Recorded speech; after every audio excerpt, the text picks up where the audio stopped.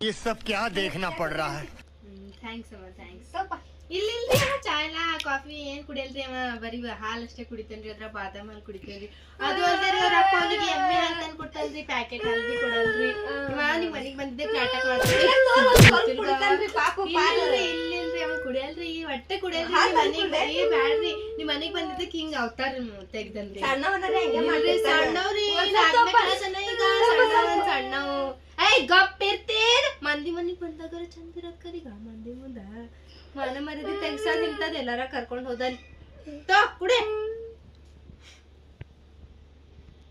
ಮತ್ತೆ ಸ್ನಾಕ್ಸ್ ಏನ್ರ ತರ್ಲೇನ್ರಿ ಅಂಟಿ?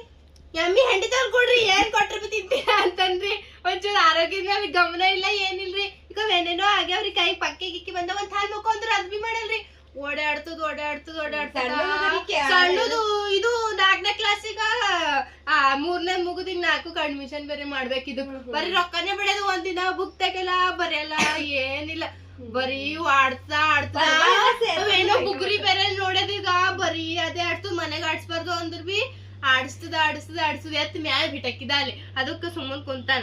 ಮಂದಿ ಮನೆ ಹಿಂದೆ ಬರ್ತದ್ರಿ ಪರ್ಗೊಳಲ್ಲ ಇದು.